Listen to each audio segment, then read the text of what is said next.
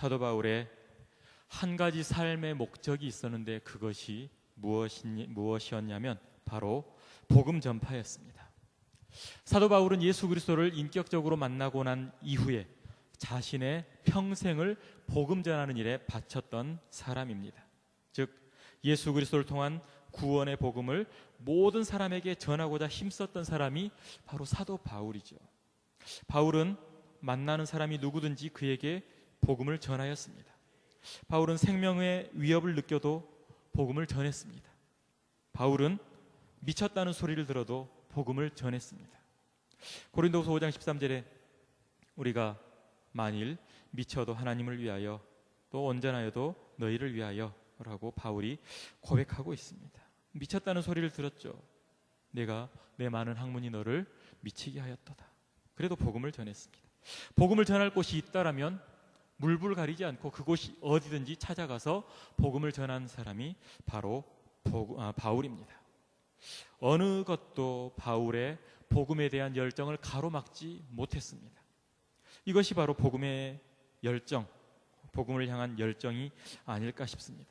참 대단한 사람입니다. 그렇다면 과연 이 바울은 그런 열정이 있는데 우리 안에는 그런 열정이 얼마나 있는가? 여러분 안에는 이러한 복음의 열정이 있습니까? 복음을 전하다가 미쳤다는 소리를 들어본 적이 있으십니까? 복음을 전하다가 생명의 위협을 느껴본 적이 있으십니까? 예전에 제가 강도사 때였던 것 같아요. 이 교회에서 전체 가서 시장에서 복음을 전하고 있는데 어떤 조금 험악하게 생긴 이 남자분이 시장에서 일하시는 분인 것 같아요. 가서 예수 믿으세요. 우리 교회에 한번 나오세요. 그랬더니 아주 인상을 쓰면서 나한테 한 번만 더 그런 소리 하면 죽여버릴 거야. 그러는 거예요. 굉장히 놀랐습니다. 그때.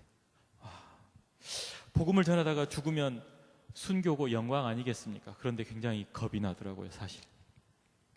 그러나 그런 일을 당했다고 해서 복음 전하는 일을 멈춰야 할까요? 그건 아니겠죠. 사도 바울이 사도행전 20장 24절에 무엇이라고 고백을 하고 있습니까? 나의 달려갈 길과 주 예수께 받은 사명 곧 하나님의 은혜의 복음 증거하는 일을 마치려 하면 나의 생명을 조금도 귀한 것으로 여기지 아니하노라. 내 복음을 전하기 위해서 내 생명도 기꺼이 내놓겠다 고백하고 있지 않습니까? 이것이 바로 복음의 열정 아닐까요? 그리고 사도 바울만 그런 고백을 하라는 법이 있겠습니까? 우리도 그런 고백을 해야 되지 않겠습니까? 요즘 서문교회 전도 열심인 것 알고 계십니까? 전도위원회에서 얼마나 열심히 전도하는지 모릅니다. 한 20분 가까이 모여가지고 열심히 전도를 하는데 병원 전도, 거리 전도 여러 곳으로 다니면서 열심히 전도하고 있습니다. 참으로 수고가 많으십니다. 하나님께서 기뻐하시리라 생각합니다. 얼마나 그분들이 말은 안 해도 어려운 일들이 많이 있겠습니까? 그래도 그렇게 함께 나와서 복음의 열정을 가지고 수고하는 일에 하나님께서 반드시 축복하리라 저는 확신합니다. 그리고 이 사역에 아직 동참하지 못하신 분들 함께 동참해 주시기를 예수님의 이름으로 부탁을 드립니다. 기독교는 복음 위에 세워진 종교죠. 그러므로 복음이 빠진 기독교는 기독교가 아니라고 말씀드릴 수 있다는 겁니다. 복음이 무엇입니까? 간단하게 말하면 예수 그리스도입니다. 조금 설명을 해보자면 하나님께서 창조하신 인간이 죄로 하나님을 떠나 사망 가운데 살고 있는 것을 해결해 주시기 위해서 하나님의 영원하신 작정 가운데 하나님의 독생자이신 성자 예수님을 이 땅에 보내시고 우리를 대신하여 고난과 수욕을 당하시고 십자가에 달려 돌아가심으로 우리 죄를 사하시고 장사된 지 3일 만에 부활하심으로 우리의 구세주와 부활의 첫 열매와 소망이 되어 주셨으며 이 예수 그리스도를 믿는 자마다 구원과 영생과 하나님의 자녀됨과 부활의 소망과 천국의 약속을 주신 것이 바로 복음이죠. 그러므로 모든 성도는 이 복음으로 구원을 받은 사람들이라고 말할 수 있습니다. 이 복음을 전파하기 위해서 또 살아가야 할 의무가 있는 사람들입니다. 왜냐하면 이 복음이야말로 우리가 이 땅에서 얻을 수 있는 가장 귀한 은혜이고 우리가 경험할 수 있는 가장 놀라운 사건이기 때문입니다. 그런데 이러한 놀라운 하나님의 은혜의 복음을 듣고 구원을 받았음에도 불구하고 날이 갈수록 우리의 모습은 어떻습니까? 그 은혜와 구원의 감격이 점점 사라지고 결국은 힘없는 그리스도인으로 살아가고 있진 않습니까? 왜 그러한 사람들이 생겨납니까? 바로 복음의 열정을 잃어버렸기 때문입니다. 첫사랑을 잃어버렸기 때문입니다. 복음의 열정이 사라져 버렸습니다. 이것이 큰 문제라는 겁니다. 하루속히 한국의 기독교가, 우리 교회가 회복해야 할 문제라는 겁니다. 그렇다면 다시 한번 질문을 해보아야 되겠죠. 그렇다면 어떻게 복음의 열정을 회복할 수 있습니까? 복음의 열정이란 예수 그리스도의 구원의 은혜에 대한 감사와 감격을 이야기하겠죠. 그것을 다시 회복하는 것, 어떻게 회복할 수 있을까요? 바로 전도입니다. 전도하면 복음의 열정이 되살아납니다. 하나님이 기뻐하시는 사람이 됩니다. 그리고 하나님이 사용하십니다. 전도는 하나님의 명령입니다. 나는 전도 못해요 라고 이야기하는 분들이 가끔씩 계시는 것 같아요. 말 잘하는 사람만 전도할 수 있을까요? 아니면 사교성이 좋은 그런 사람들만이 전도할 수 있을까요? 아니면 얼굴 예쁜 사람, 얼굴 멋있게 잘생긴 사람만 전도할 수 있을까요? 아닙니다. 하나님께서는 우리 모두에게 전도하라고 명령하셨습니다. 디모데후서 4장 2절에 너는 말씀을 전파하라. 때를 얻든지 못 얻든지 항상 힘쓰라. 환경이 안 된다는 말을 해서는 안 된다라는 거죠. 또 시간이 없다 이런 말도 해서는 안 된다라는 겁니다. 성경은 항상 힘쓰라고 이야기하고 있기 때문입니다. 그러므로 계속해서 말씀을 전파해야 합니다. 끈기 있게 될 때까지. 뭐죠? 초지일관, 백절불굴, 일사각오, 일편단심, 사생결단, 필사필생, 영생복락을 얻기까지.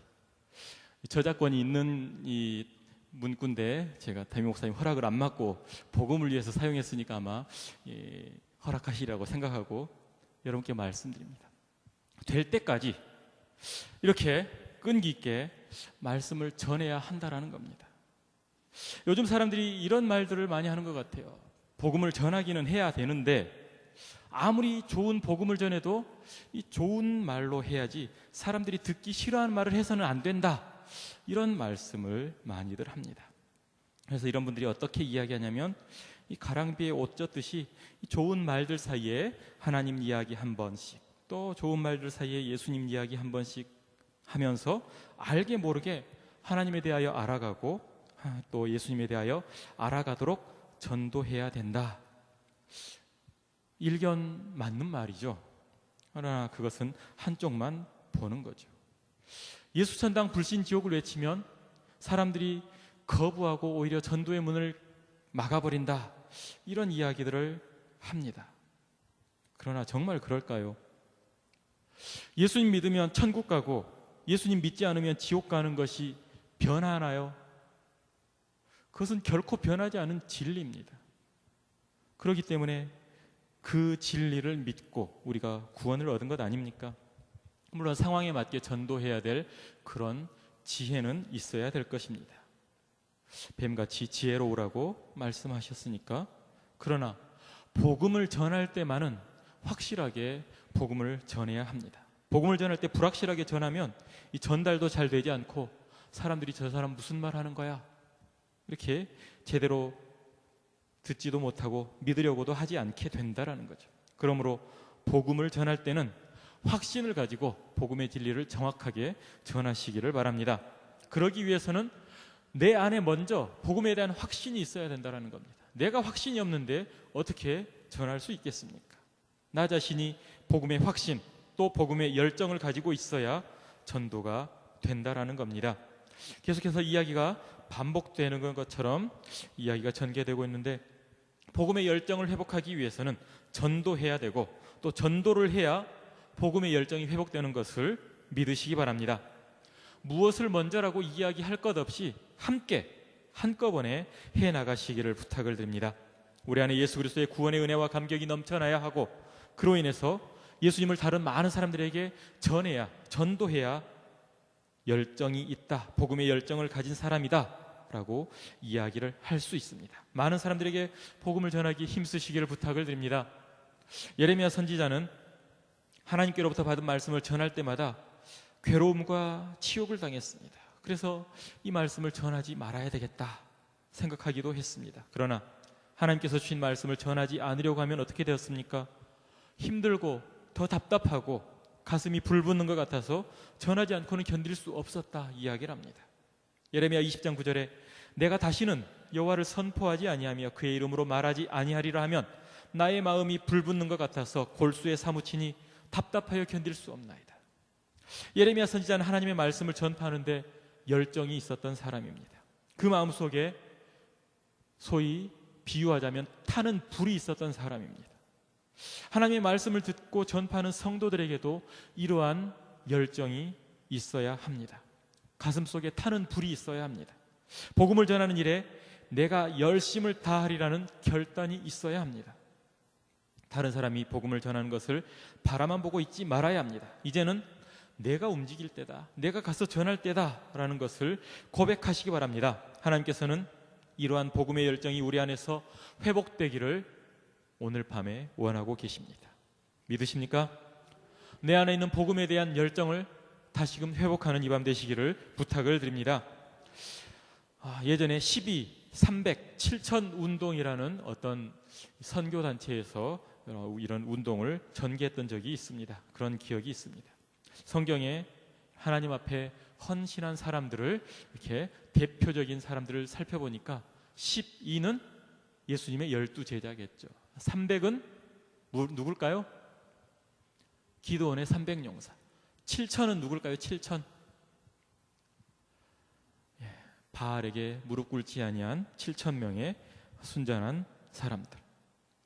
예수님의 12제자, 물론 가룟 유다는 배반했지만 그 외의 모든 제자들은 예수님께 받은 사명, 가서 복음을 전하라, 충성되이 감당하다가 대부분 순교했습니다. 그 무엇도 그들을 멈추게 할 수 없었습니다. 기드온의 300용사도 마찬가지입니다. 기드온의 300용사도 사실상 도저히 승산 없는 싸움에 자기 생명을 내건 것 아닙니까? 그들을 보시고 하나님께서는 이러한 사람들을 사용하셔서 승리케 하셨다라는 겁니다. 갈멜산에서 바알의 선지자 450명, 아세라 선지자 400명과 대결하여서 큰 승리를 거둔 후에 이 엘리야가 도망을 가죠. 이세벨의 위협을 피해서 호렙산까지 도망을 갔습니다. 내가 좀 죽어버렸으면 좋겠습니다. 하나님 앞에 고백했을 때 하나님께서 무엇라고 말씀하십니까? 엘리야야, 너 혼자가 아니다. 바알에게 무릎 꿇지 않은 7천 명의 순전한 사람들이 남겨져 있다. 수많은 하나님의 사람들이 남겨져 있는 것을, 숨겨져 있는 것을 믿으시기 바랍니다. 우리가 알지 못하지만 하나님께서 준비하시는 사람들이 얼마든지 있다라는 겁니다. 그 사람들이 바로 여러분들이, 내가 되시기를 부탁을 드립니다. 그래서 12, 300, 7천 운동 괜찮지 않습니까? 우리도 우리 자신이 다시 한번 이러한 하나님 앞에 헌신된 사람들, 충성된 사람들, 복음의 일꾼으로 나아가고자 오늘 이 밤에 헌신하고 결단할 수 있는 그런 시간이 되었으면 좋겠습니다. 오늘 말씀은 죽음을 앞둔 노 사도가 2년여간을 열정적으로 사람들에게 복음을 전파하고 하나님의 나라를 전파하며 주 예수 그리스도에 관한 것을 아침부터 저녁까지 담대하게 거침없이 열정적으로 가르쳤다라는 내용이 기록되어져 있습니다. 사도 바울은 사실상 죽을 날을 기다리고 있던 그러한 사람이었는데, 그가 이러한 일을 감당했다라면 과연 우리는 어떤 일을 감당해야 될 것인가 한번 생각해 보아야 되지 않겠습니까? 사랑하는 성도 여러분, 우리 안에 이러한 사도 바울의 가졌던 것과 같은 복음의 열정이 회복되기를 부탁을 드립니다. 복음의 열정을 가지고 이제는 교회를 벗어나시기를 부탁을 드립니다. 교회 안에서만 있는 것이 아니라 이제 세상을 향해서 나아갈 때가 되었다라는 겁니다. 바울이 죽을 줄 알면서도 로마를 향하여 갔습니다. 마찬가지로 우리도 이제 이 열정을 가지고 저 세상에 어떤 환난과 핍박이 있을지 모르겠지만, 때로는 우리 생명의 위협을 당할지도 모르겠지만, 복음을 가지고, 복음의 열정을 가지고 저 세상을 향해서 나아가야 한다라는 겁니다. 너희들은 가라 저 세상으로 가서 제자 삼으라. 우리 예배 후에 찬양 많이 하지 않습니까? 이 찬양처럼 예수님께서 명령하셨습니다. 우리에게 그 명령이 주어졌습니다. 믿음으로 담대하게 열정을 가지고 나아가시기를 부탁을 드립니다. 이것이 우리의 남은 사명인 줄 믿으시기 바랍니다. 말씀을 마칩니다. 사도행전은 28장까지 기록이 되어져 있습니다. 그러나 많은 사람들이 사도행전은 28장으로 끝나는 것이 아니다라고 말을 합니다.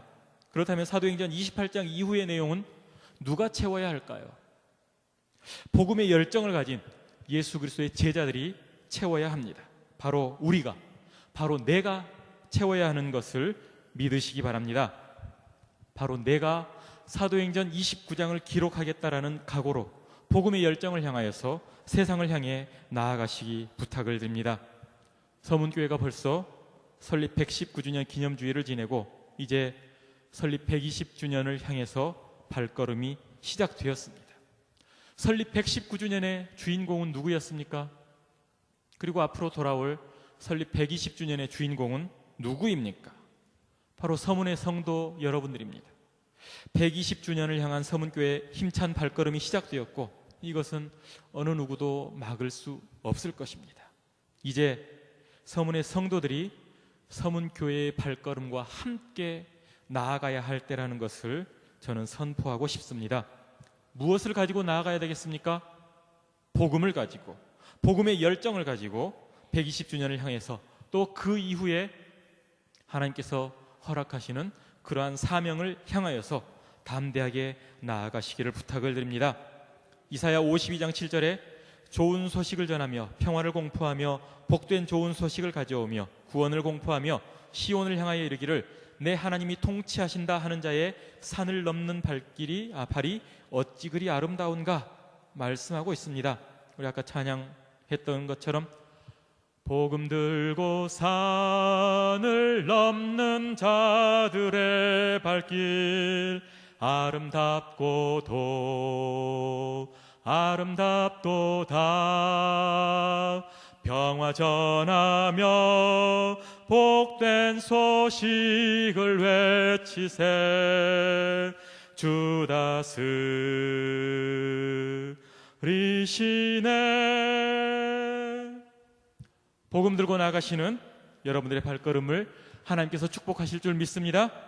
이제 다시 한번 120주년을 향해 또 그 이후에까지 영원토록 서문해 주신 사명을 감당하기 위해 다시 한번 내 안에 있는 복음의 열정을 회복하고 하나님께서 명령하신 그 일에, 복음을 전하는 그 일에 힘쓰므로 말미암아 서문교회의 새로운 부흥의 역사가 바로 여러분들을 통해서, 나 자신을 통해서 나타날 수 있는 그런 주인공들이 되시기를 예수님의 이름으로 축원합니다.